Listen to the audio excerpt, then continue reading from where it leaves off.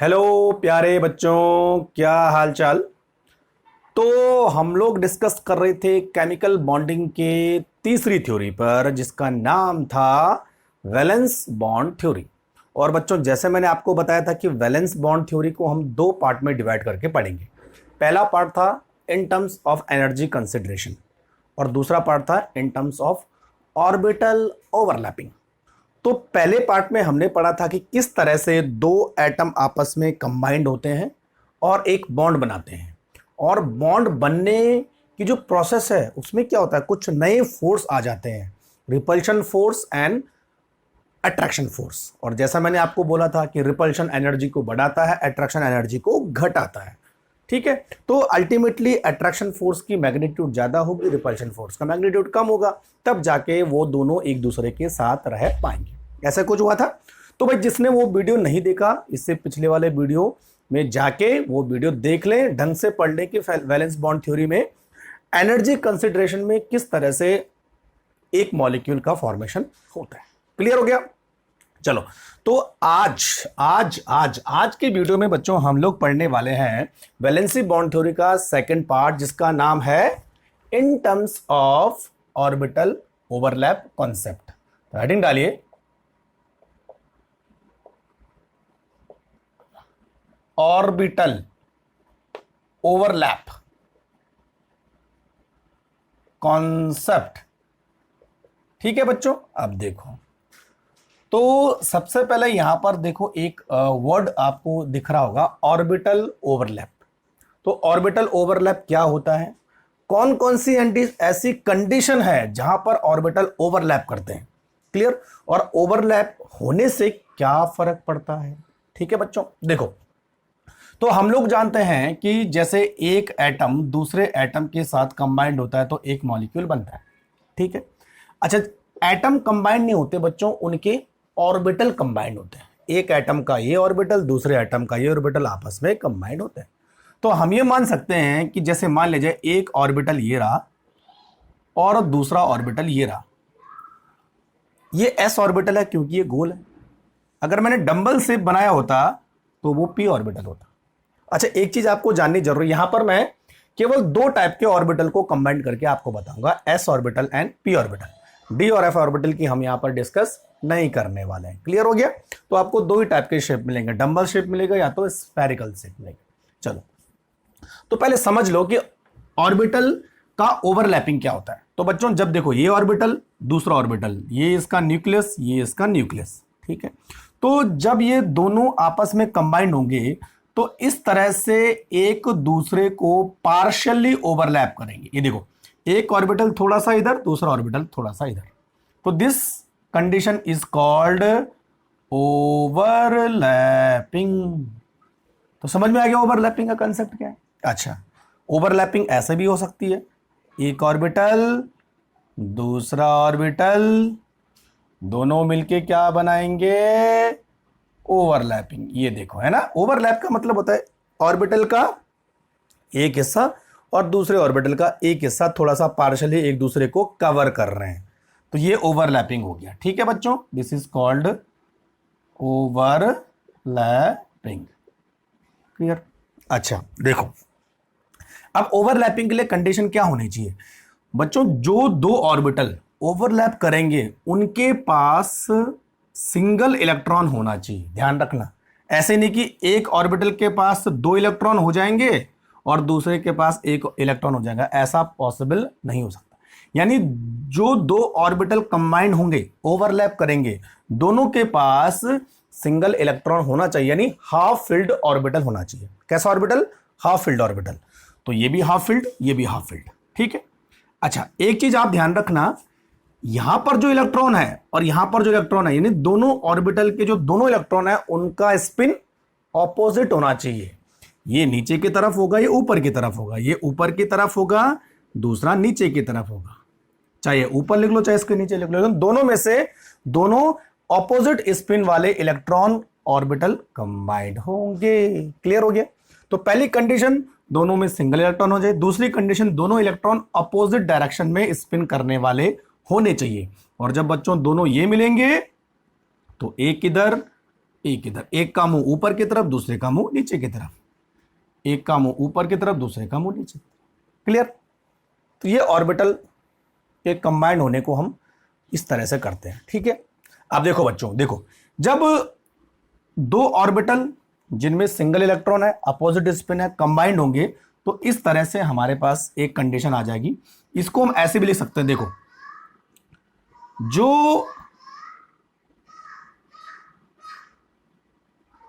जो हमारे पास orbital combined हुआ है, ये ओवरलैप हुआ है, इसमें जो बच्चों इलेक्ट्रॉन होंगे वो मिडिल में आ जाएंगे पूरे के पूरे। देखो the density of electron will be more in this area, इस एरिया में इलेक्ट्रॉन की डेंसिटी बढ़ जाएगी बजाय अदर एरिया में। यहां पर डेंसिटी कम होगी लेकिन मिडिल में डेंसिटी बढ़ जाएगी, क्योंकि दोनों इलेक्ट्रॉन आप कहां आ गए, मिडिल में आ गए, है ना। पहले यहां थे, पहले देखो साइड में थे, अब मिडिल में आ गए, ये तो हुआ ना। उस तरह इसमें भी ऐसे होने वाला है।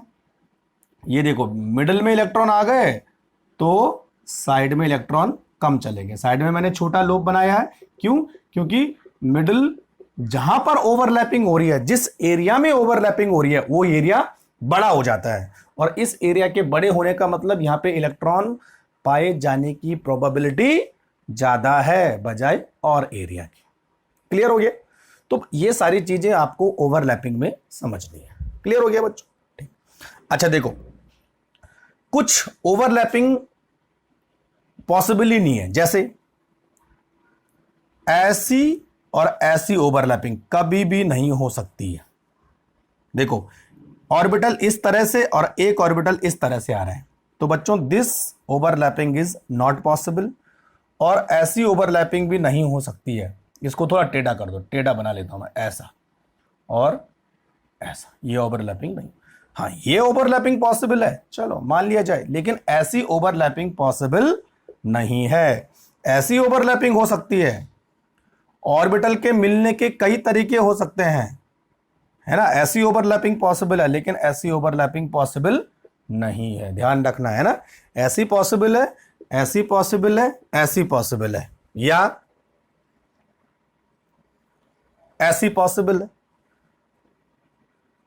लेकिन बच्चों ऐसी ओवरलैपिंग पॉसिबल नहीं होती, ये दो वाली। क्लियर हो रहा है? अब हम थोड़ा डिटेल से पढ़ते हैं। अभी आपने समझ लिया ओवरलैपिंग क्या होता है ना। तो हमने दो एटम को कंबाइंड किया जिनके पास सिंगल इलेक्ट्रॉन थे, दोनों इलेक्ट्रॉन की पोजीशन या स्पिन अपोजिट डायरेक्शन में थी, तभी जाके वो कंबाइंड हुए। तो जब वो दोनों ऑर्बिटल आपस में कंबाइंड होंगे तो जो है एक बॉन्ड बना लेंगे, और बच्चों उस बॉन्ड को हम क्या बोलेंगे, कोवलेंट बॉन्ड। क्लियर हो गया? अब आपको यह समझना है कि जब दो ऑर्बिटल आपस में कंबाइंड होते हैं तो बच्चों ओवरऑल एनर्जी उस सिस्टम की या उस बनने वाले मॉलिक्यूल की कम हो जाती है, और जब ओवरऑल एनर्जी कम हो जाती है तो सिस्टम स्टेबल हो जाता है, और जब सिस्टम स्टेबल हो जाएगा तो हम क्या बोलेंगे कि वो दो एटॉमिक ऑर्बिटल बॉन्डेड स्टेट में है, यानी एक मॉलिक्यूल बन चुका है। क्लियर? तो यहां पर मैं थोड़ा सा एक लाइन लिखने वाला हूं, देखो, है ना। When two atomic orbitals combined, और कंबाइंड का मतलब क्या हुआ, ओवरलैप, ओवरलैप, है ना। When two or atomic orbital combines, lowering of energy, lowering of energy of system, और जब बच्चों किसी सिस्टम की एनर्जी बढ़ जाती है, सॉरी स्टेबिलिटी, एनर्जी कम हो जाती है तो स्टेबिलिटी बढ़ जाती है, तो two atoms are set to bonded state, तो वहां पे एक मॉलिक्यूल बन जाता है, जैसे अभी मैंने आपको दो ऑर्बिटल कंबाइन करके दिखाए थे। ठीक है ना। तो ये एक बेसिक कंसेप्ट है एटॉमिक ओवरलैपिंग का। क्लियर हो गया? नोट करो जरा फटाफट। ठीक है बच्चों, चलो अब बात करते हैं कि ओवरलैपिंग कितने टाइप की होती है। और बच्चों देखो सबसे इंपॉर्टेंट है कि टाइप्स ऑफ ओवरलैपिंग के हिसाब से आपको दो टाइप के बॉन्ड मिलते हैं।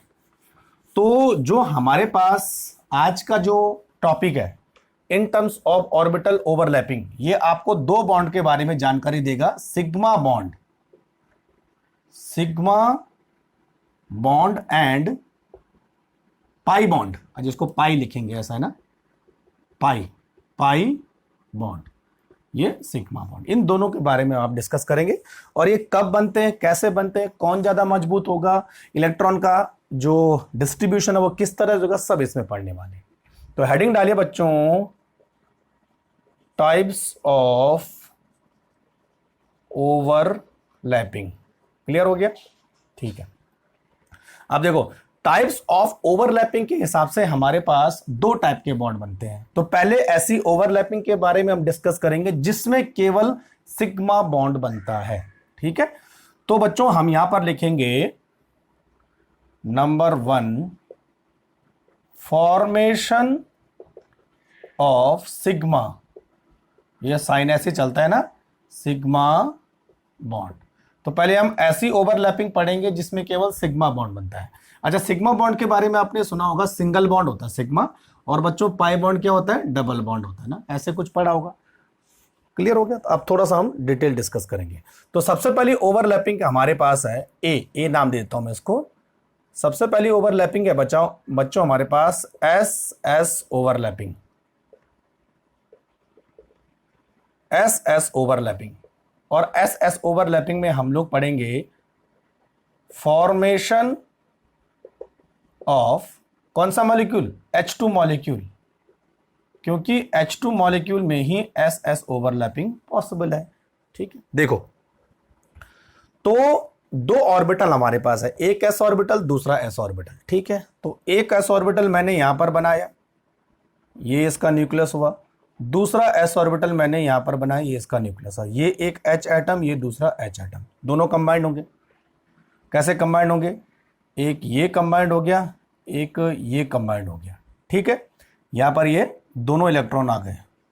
इलेक्ट्रॉन को आप ऐसे भी रिप्रेजेंट कर सकते हैं। क्लियर होगा? इलेक्ट्रॉन, दोनों इलेक्ट्रॉन आ गए।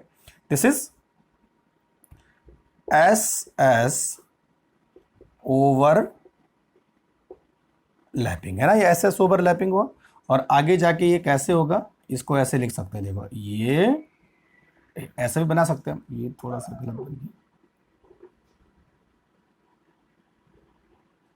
इसको ऐसे बना सकते हैं, है ना। चलो, क्या बन रहा है, ये बनाना नहीं आता, बनाना नहीं आता। इसको ऐसे, इसको ऐसे, इसको ऐसे, इसको ऐसे, अब थोड़ा बहुत ठीक है ना ये। तो बच्चों देखो, इसको हम बोलेंगे H2 मॉलिक्यूल, ये H2 मॉलिक्यूल हुआ इस तरह से, है ना। इलेक्ट्रॉन बीच में आ गए, ये दोनों के क्या है, न्यूक्लियस है, इलेक्ट्रॉन बीच में आ गए। क्लियर हो गया?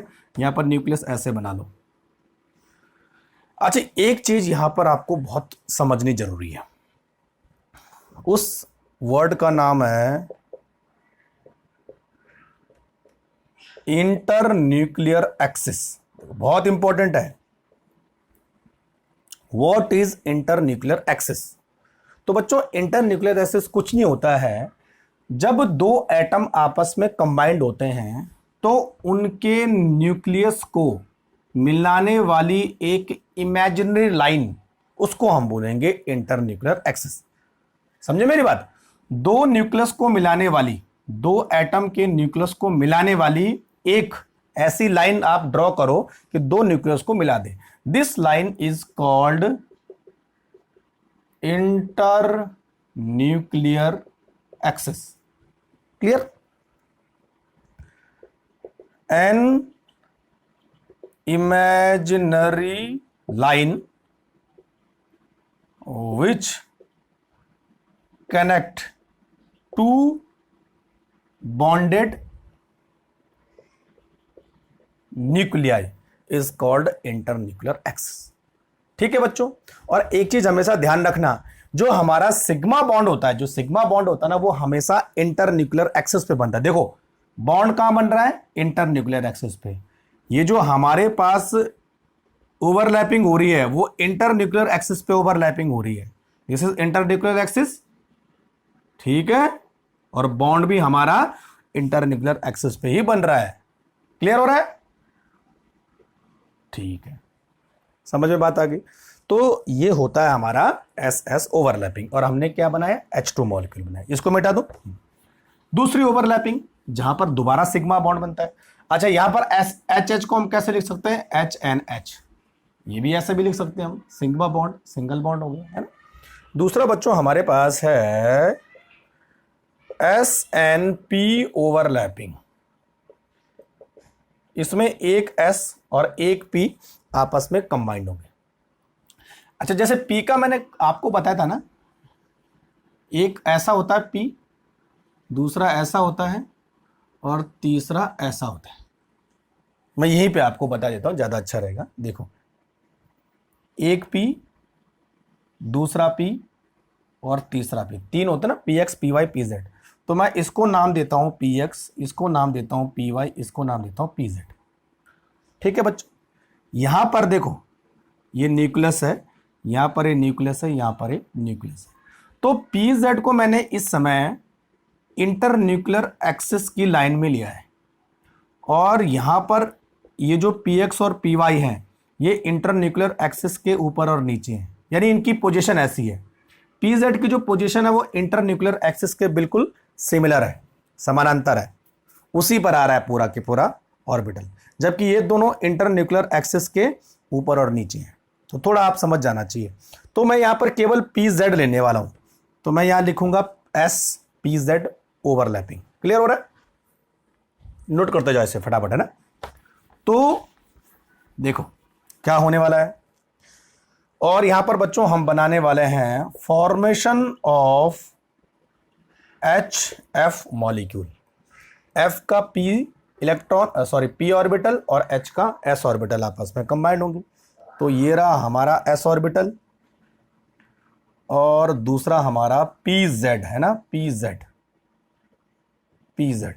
ठीक है, क्लियर। तो ये इसका न्यूक्लियस है, दोनों आपस में कंबाइंड होंगे, तो ये इधर आ गया और ये ऐसा कंबाइंड हो गया, है ना। यहाँ पर आप 2 इलेक्ट्रॉन लगा लो, ठीक है। जो अभी जो बॉन्ड बन रहा है वो अभी भी ओवरलैपिंग कहाँ से हो रही है, इंटरन्यूक्लियर एक्सिस पे ओवरलैपिंग हो रही है। दोबारा इसको ऐसे भी लिख सकते हो, यहाँ पर बच्चों एक लोब बड़ा हो जाता है और दूसरा लोब छोटा हो जाता है ना। देखो जो हमारे पास बॉन्ड है वो बिल्कुल इंटरन्यूक्लियर एक्सिस पे बन रहा है, ठीक है। तो यानी कौन सा बॉन्ड है, सिग्मा बॉन्ड। क्लियर हो रहा है? और इसको आप ऐसे लिख सकते हैं HNF। अच्छा, SH ये रहा H, 1S1, और F होता है बच्चों हमारे पास 1S2, 2S2, 2PX2, 2PY2 and 2PZ1। तो Z के पास एक अनपेयर इलेक्ट्रॉन है, सिंगल इलेक्ट्रॉन है, तो केवल यही इस S के साथ कंबाइंड हो पाएगा। इन दोनों के पास 2-2 इलेक्ट्रॉन है, तो ये दोनों कंबाइंड नहीं होंगे। तो PZ मैंने इसीलिए लिखा है आपकी तरफ, ठीक है। समझ में आ रहा है? एक लो बड़ा कर देना, क्योंकि सारे के सारे इलेक्ट्रॉन बीच में आ जाएंगे जहां पर बॉन्डिंग हो रही है। और अभी भी देखो इंटरन्यूक्लियर एक्सिस पर बॉन्डिंग हो रही है, जिसका मतलब ये सिग्मा बॉन्ड है। क्लियर? ठीक है। तो ये 2 ओवरलैपिंग होगी। तीसरी बच्चों हमारे पास ओवरलैपिंग है इसी में, तीसरी कैटेगरी है, यहीं पर लिख देता हूं मैं, सी वाला। कहां बनाओ, नीचे बनाओ, हाँ या नीचे बना देते हैं ना, इसको मिटा दो। तीनों ओवरलैपिंग आपको आराम से दिख जाएंगी, है ना। This is a C, PZ overlapping. Board तो पूरा दिख रहा है ना, मैं चेक कर लेता हूं एक बार, हाँ ठीक है। PZ ओवरलैपिंग, और यहां पर बच्चों हम बनाने वाले हैं F2 मॉलिक्यूल, ठीक है। तो अभी मैंने F का आपको इलेक्ट्रॉनिक कॉन्फ़िगरेशन लिखा था, Z, एक F का PZ और दूसरे F का PZ ऑर्बिटल। तो PZ, एक PZ ये प्लस दूसरा PZ ये। क्लियर?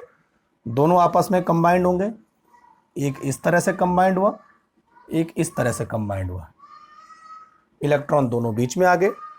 जो बॉन्ड है वो अभी भी इंटरन्यूक्लियर एक्सिस पे ही बन रहा है, ठीक है। तो बच्चों क्या हो जाएगा, देखो मिडिल लोब बड़ा हो जाएगा और साइड के लोब छोटे हो जाएंगे।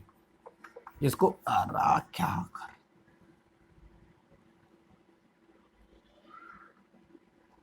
ये ऐसे, ये देखो यहां पे मिडिल में इलेक्ट्रॉन आ चुके हैं सारे के सारे, है ना। और जो हमारा बॉन्ड का फॉर्मेशन है वो इंटरन्यूक्लियर एक्सिस पे बन रहा है।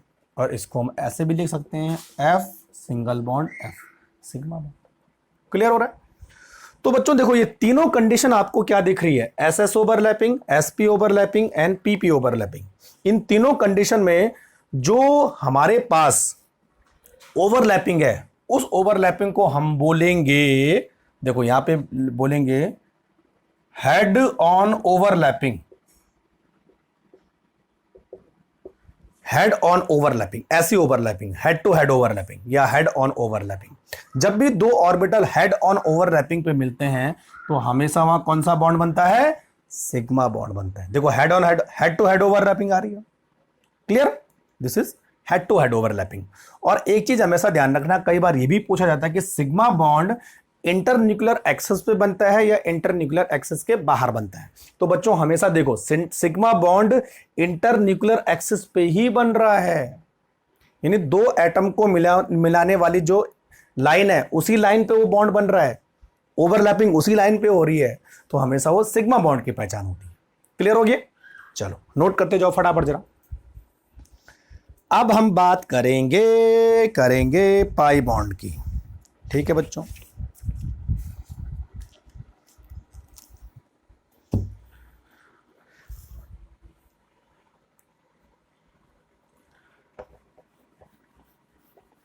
तो अब सेकंड हेडिंग डालिए, फॉर्मेशन ऑफ पाई बॉन्ड। तो कई बार आपको यह भी पूछा जाता है कि कौन सी ओवरलैपिंग से सिग्मा बॉन्ड बनेगा और कौन सी ओवरलैपिंग से पाई बॉन्ड बनेगा। तो मैंने आपको बता दिया तीन ही कंडीशन है जहां पर सिग्मा बॉन्ड का फॉर्मेशन होता है, तीन टाइप की ओवरलैपिंग है ना, ठीक है बच्चों। अब बात करेंगे फॉर्मेशन ऑफ, सेकंड हेडिंग डालिए इसी में, फॉर्मेशन ऑफ पाई बॉन्ड, है ना। और पाई बॉन्ड बच्चों हमेशा डबल बॉन्ड होता है। अच्छा एक चीज हमेशा ध्यान रखना, पाई बॉन्ड तभी बनेगा जब सिग्मा बॉन्ड पहले से बन रखा होगा। ऐसे नहीं कि पाई बना तो सिग्मा नहीं बनेगा, यानी डबल बॉन्ड में एक सिग्मा और एक पाई है, तो पाई बॉन्ड की फॉर्मेशन तभी होगी जब सिग्मा बॉन्ड पहले से ही एग्जिस्ट होगा, ये चीज ध्यान रखना, ठीक है। तो पाई बॉन्ड कब बनेगा, जब when two orbitals are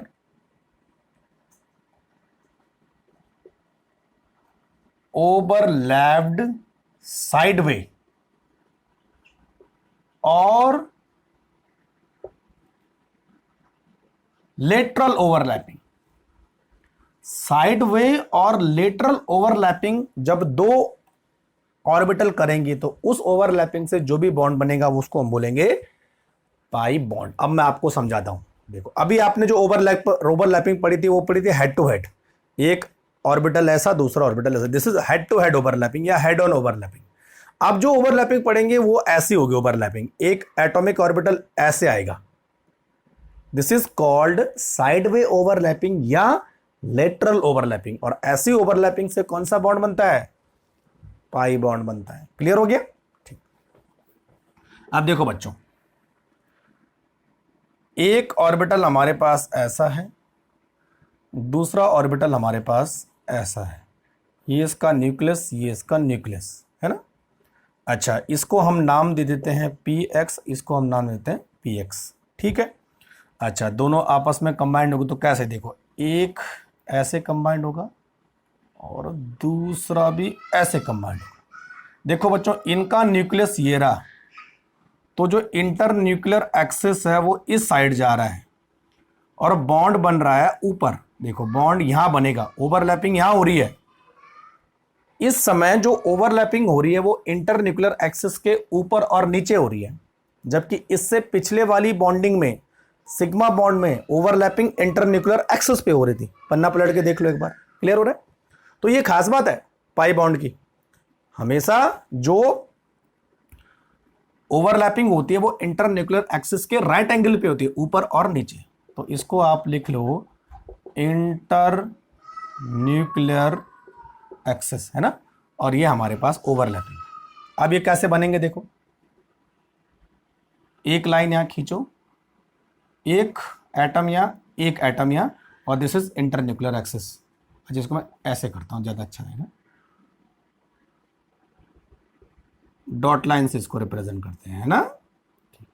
तो बच्चों देखो, जो हमारा बॉन्ड है वो ऊपर और नीचे दोनों साइड बनता है। ये देखो, दिस इज पाई बॉन्ड। तो ध्यान रखना, पाई बॉन्ड दो नहीं है, वो है ही एक ही, लेकिन ऊपर भी बनता है और नीचे भी बनता है, लेकिन है एक ही, क्लियर। और ये हमारे पास जो है वो इंटरन्यूक्लियर एक्सिस है, तो ऊपर और नीचे बन रहा है। तो पाई क्लाउड ऊपर भी है, पाई क्लाउड नीचे भी है। जैसे ही हमारे पास इंटरन्यूक्लियर एक्सिस है तो यहां और यहां बनेगा, दोनों साइड बनेगा, क्लियर, समझ में बात आ रही है, ठीक है। और यहां पर हम एग्जांपल ले सकते हैं formation of O2, formation of O2 molecule, ठीक है बच्चों। और ऑक्सीजन का जो इलेक्ट्रॉनिक कॉन्फ़िगरेशन होता है वो होता है 1s2 2s2 2px2 2p 2 2 4 2 6 2 8 आए ना, तो 2px2 2py1 2pz1 ऐसे। तो अभी मैंने केवल अच्छा x वाले भी ले दो, y लेना है, y वाले थोड़ा सा टिल्ट होंगे ना, y मत करो, इसे x ही करो, आपको समझाने के लिए बस, है ना। तो अगर मैं ऑक्सीजन एटम बनाऊं तो ऑक्सीजन एटम में बच्चों क्या होता है, एक y एटम खाली है, z एटम खाली है। तो इसको ऐसे बनाओ, देखो ये, और दूसरा भी ऐसे कंबाइन होगा,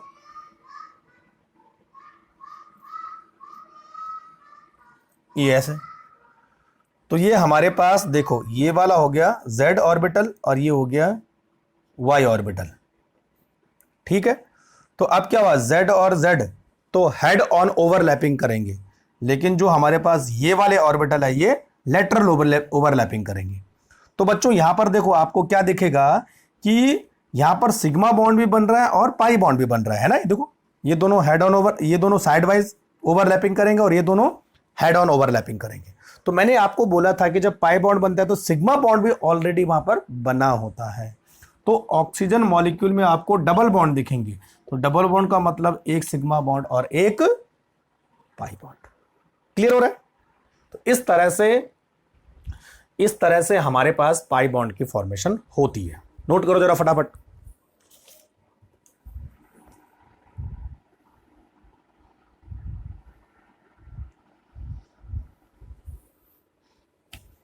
ठीक है बच्चों, और कई बार हम इसको ऐसे भी लिख सकते हैं, एक और दूसरा, समझाने के लिए बस, बात खत्म। अच्छा, आप बोलोगे ये px है तो py कैसे मिलेंगे, py भी ऐसे मिलेंगे भाई, टेढ़ा कर दो उनको, ये बस थोड़ा सा टिल्ट कर दो, py एंड py, और रहेंगे इसी तरह से दोनों के दोनों, है ना। तो बस कहानी वही है। तो समझ में आ गया होगा आपको कि पाई बॉन्ड कब बनता है, जब दो एटॉमिक ऑर्बिटल लेटरल ओवरलैपिंग करेंगे। तो बच्चों एक चीज हमेशा ध्यान रखना, जो pz ऑर्बिटल है वो हमेशा सिग्मा बॉन्ड बनाएगा, कभी भी pz ऑर्बिटल पाई बॉन्ड नहीं बनाता है। और जो हमारे पास px और py है वो कभी भी सिग्मा बॉन्ड नहीं बनाएगा। बस कहानी खत्म खत्म। pz इस तरह का होता ना, तो क्या कभी ये पाई बॉन्ड बना पाएगा? नहीं। ऐसे नहीं कि आप इन दोनों को ऐसे मिला दो, ऐसे कभी नहीं मिलाना है ना, ये गलत हो जाएगा। तो बच्चों जो pz है pz orbital always form sigma bond, do not form pi bond. और जो px एंड py ऑर्बिटल है, ऐसे वाले एंड ऐसे वाले, है ना, वो हमेशा form pi bond only, not sigma bond. कई बार पूछा भी जाता है। क्लियर हो गया भाई? चलो, तो कहानी यहां पर खत्म हो जाती है कि पाई बॉन्ड, और आप सब समझ लोगे अपने पाई बॉन्ड और सिग्मा बॉन्ड। अब थोड़ा सा बात करते हैं हमारे पास कि पाई बॉन्ड मजबूत होता है कि सिग्मा बॉन्ड। सोचो जरा, कौन ज्यादा स्ट्रांग होगा और किस चीज पे उनकी स्ट्रेंथ डिपेंड करेगी, बहुत इंपॉर्टेंट है ना। देखो, नेक्स्ट हेडिंग डालो बच्चों, स्ट्रेंथ ऑफ बॉन्ड्स। देखो, किसी भी बॉन्ड की जो स्ट्रेंथ है वो डिपेंड करेगी कि कितना ओवरलैपिंग एक्सटेंट हुआ है, यानी ओवरलैपिंग का एरिया कितना है। बस सीधी सी बात है, अगर आप देखो इस हाथ को हम टाइट पकड़ते हैं तो मजबूत बनेगा, ऐसे पकड़ोगे तो कम मजबूत बनेगा, ऐसे पकड़ोगे थोड़ा और मजबूत बनेगा, ऐसे पकड़ोगे और मजबूत बनेगा। इसका मतलब जितना आप दोनों ऑर्बिटल का एरिया कवर करते जाओगे, उनका जो ओवरलैपिंग एरिया है, यानी मैग्नीट्यूड ऑफ ओवरलैपिंग है, वो जितना ज्यादा होगा उतना ही स्ट्रॉन्ग बॉन्ड बनेगा। क्लियर? तो सीधी सी बात है, मोरनी, वो वाला मोरनी है ना, जंगल वाला मोरनी। द स्ट्रेंथ ऑफ, ऐसे लिखो, strength of bond is depends upon magnitude of और area of overlapping. Area of overlapping, कितना एरिया ओवरलैप में कवर हो रहा है। तो बच्चों इस हिसाब से हमारे पास जो सिग्मा बॉन्ड है, sigma bond form large area, और जबकि जो पाई बॉन्ड होता है वो कम एरिया, लेस एरिया। देखो, जो हमारे पास सिग्मा बॉन्ड है उसका जो एरिया होता है वो ज़्यादा होता है, जबकि जो पाई बॉन्ड है उसका जो एरिया होता है, ये वाला एरिया, ये वाला एरिया, ये इसका एरिया दिख रहा है ना, कितना उसने ओवरलैप किया है। इसका एरिया ज़्यादा है, इसका एरिया कम है। इसलिए बच्चों हमेशा जो सिग्मा बॉन्ड होता है, sigma bond is strong than pi bond. तो सिग्मा बॉन्ड ज्यादा स्ट्रांग होता है, पाई बॉन्ड वीक होता है। पहले कौन सा बॉन्ड टूटेगा? पाई टूटेगा, तब क्या टूटेगा? सिग्मा टूटेगा। क्लियर हो रहा है? दूसरा, ये तो स्ट्रेंथ ऑफ बॉन्ड थी। दूसरी चीज पर हम ये देखेंगे कि बच्चों कौन सा बॉन्ड सिमेट्रिकल है। क्या लगता है? सिमेट्रिकल का मतलब ये हुआ कि बच्चों इंटरन्यूक्लियर एक्सिस पर अगर इलेक्ट्रॉन का डिस्ट्रीब्यूशन होता है तो वो सिमेट्रिकल बॉन्ड कहलाता है। सिमेट्री ऑफ बॉन्ड, ठीक है। मैंने क्या बोला? Internuclear axis. इंटरन्यूक्लियर एक्सिस मतलब दो एटम को मिलाने वाली line, this is called internuclear axis. ये वाला इंटरन्यूक्लियर एक्सिस है ना। अगर बॉन्ड इसके आसपास बनता है, इंटरन्यूक्लियर एक्सिस पर इलेक्ट्रॉन का डिस्ट्रीब्यूशन होता है, तो this bond is symmetrical bond. और अगर बच्चों इसके ऊपर और नीचे होता है, this bond is called unsymmetrical bond. तो पता चल गया होगा आपको, जो हमारे पास सिग्मा बॉन्ड है, सिग्मा बॉन्ड वो सिमेट्रिकल होता है, क्योंकि बच्चों ये हमेशा इंटरन्यूक्लियर एक्सिस पर ही बनता है। ये देखो, सारे इलेक्ट्रॉन इंटरन्यूक्लियर एक्सिस पर ही आ रहे हैं। इसको आप ऐसे भी लिख सकते हो, ये देखो, है ना। तो जो इलेक्ट्रॉन का जमावड़ा है वो इलेक्ट्रॉन इंटरन्यूक्लियर एक्सिस के चारों तरफ है, यानी आसपास है, दिस इज सिमेट्रिकल बॉन्ड। लेकिन जब पाई बनता है तो बच्चों इंटरन्यूक्लियर एक्सिस तो ये वाला हो गया, बॉन्ड का बना ऊपर और नीचे, this bond is formed below or above the internuclear axis, hence it is called unsymmetrical bond। समझ में बात आ गई? बस ये कहानी है। तो पाई बॉन्ड बच्चों अनसिमेट्रिकल होता है और सिग्मा बॉन्ड सिमेट्रिकल होता है, और सिमेट्रिकल और अनसिमेट्रिकल का मतलब मैंने आपको समझा दिया। क्लियर हो गया? Picture clear? बहुत अच्छा, सब कुछ क्लियर मत कर देना ना, पिक्चर क्लियर करना मत, कंसेप्ट क्लियर करना, दिमाग से सब कुछ क्लियर मत कर देना।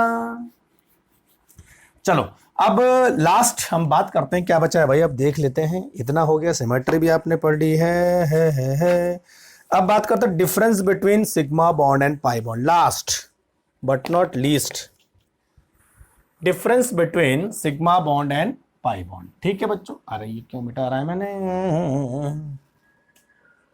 हेडिंग डालो difference between sigma bond and pi bond. तो मैं यहां पर लिख रहा हूं सिग्मा बॉन्ड और यहां पर पाई बॉन्ड। ठीक है बच्चों, देखो जो हमने अभी पढ़ा था उन्हीं बेसिस पर हम डिफरेंशिएट करेंगे। सिग्मा बॉन्ड कब बनता है? जब हेड ऑन ओवरलैपिंग होता है, head on overlapping of orbital. और पाई बॉन्ड कब बनता है? जब साइडवे या लेटरल ओवरलैपिंग होती है। ये तो हुआ ना, दो बॉन्ड ऐसे मिलेंगे सिग्मा बॉन्ड, दो बॉन्ड ऐसे मिलेंगे पाई बॉन्ड। क्लियर? कौन कौन से ऑर्बिटल यहां पर इन्वॉल्व होते हैं? S P Z and P Z. ये तो हुआ, यहां पर कौन कौन से ऑर्बिटल इन्वॉल्व होते हैं? P X and P Y. Clear? अच्छा, पी एक्स पी वाई के बीच बॉन्ड नहीं बनेगा, ध्यान रखना, क्योंकि ऑर्बिटल सेम डायरेक्शन में होने चाहिए। एक ऐसा कभी बॉन्ड नहीं बनेगा, एक ऐसा तभी बॉन्डिंग बनेगी। तीसरी कंडीशन, जो हमारे पास ये जो बॉन्ड है वो स्ट्रांग होता है कि ये स्ट्रांग होता है? This is strong bond, strong and symmetrical, ऐसा लिखो इसे। This is weak and unsymmetrical. Clear हो रहा? चौथी कंडीशन कौन सी थी भाई? इसमें जो इलेक्ट्रॉन क्लाउड होता है वो बिल्कुल इंटरन्यूक्लियर एक्सिस पे होता है ना, तो यहां हम लिख सकते हैं electron cloud on axis, internuclear axis. यहां पे जो इलेक्ट्रॉन क्लाउड होता है वो ऊपर और नीचे होता है ना, इलेक्ट्रॉन क्लाउड, CLOUD, गलत हो गया, electron cloud on above and below of axis। Clear? समझ बात आ रही? पांचवा पॉइंट, हेड ऑन ए हो गया, क्या होगा पांचवा पॉइंट भाई? CLOUD। अरे यहां भी गलत हो गया, क्या हो रहा है आज, है ना? अच्छा, sideway overlapping, weak, unsymmetrical, electron cloud. अब क्या बचा है? सिमेट्रिकल भी हो गया, स्ट्रॉन्ग होगा। हाँ, एक और लिख देते हैं इसमें, जो पाई बॉन्ड सिग्मा बॉन्ड होता है, इलेक्ट्रॉन क्लाउड। काफी हैं, पूरे के पूरे हो गए? देख लेते हैं, कुछ और बचा होगा तो। कंसिस्ट इलेक्ट्रॉन क्लाउड हो गया, इलेक्ट्रॉन क्लाउड सिमेट्रिकल हो गया। ठीक है, हाँ, एक और बहुत इंपॉर्टेंट है हमारे पास, जो बच्चों सिग्मा बॉन्ड होता है उसमें दो एटम आसानी से रोटेट हो सकते हैं, यानी free rotation of bond is possible.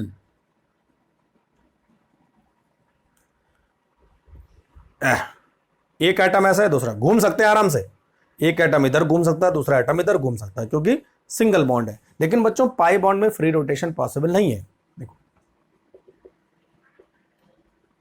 Free rotation of bond not possible. कैसे? देखो, सपोज मान लिया जाए आपने ये एक बॉन्ड ले रहा है, एक बॉन्ड ले रहा है, एक कील इधर से बांधनी और एक कील इधर से बांध ली, क्या इसको घुमा सकते हो? पॉसिबल ही नहीं है। हाँ, अगर सिंगल बॉन्ड है तब तो कहीं भी घूम सकता है, लेकिन बच्चों देखो कि एक आपने इधर से ज्वाइंट कर लिया और एक नीचे से ज्वाइंट कर लिया, इसका मतलब एक बॉन्ड इधर से बना, एक बॉन्ड इधर से बना, पाई बॉन्ड वाला। अब क्या इसको घुमाना पॉसिबल है? नहीं घूम पाएगा। तो यहां बॉन्ड का रोटेशन पॉसिबल नहीं है डबल बॉन्ड में, लेकिन सिंगल बॉन्ड में पॉसिबल है। यहां पर तो टूट जाएगा। ठीक है, तो चलो, तो ये था हमारे पास कहानी, पाई बॉन्ड कैसे बनता है, सिग्मा बॉन्ड कैसे बनता है, किस किस टाइप की ओवरलैपिंग होती है, कौन कौन से मॉलिक्यूल में कौन कौन से ऑर्बिटल किस किस टाइप की ओवरलैपिंग करते हैं। तो पूरी कहानी सिग्मा बॉन्ड और पाई बॉन्ड के बीच में है। ठीक है बच्चों, काफी सारे क्वेश्चन इससे आते हैं, ढंग से पढ़ लेना।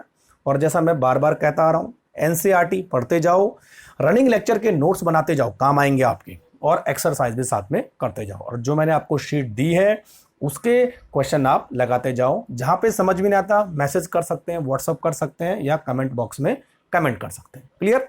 चलो, तो आज के लिए इतना ही। मिलते हैं नेक्स्ट लेक्चर में नेक्स्ट थ्योरी के साथ। तब तक के लिए गुड बाय, टाटा, नमस्ते, गुड नाइट।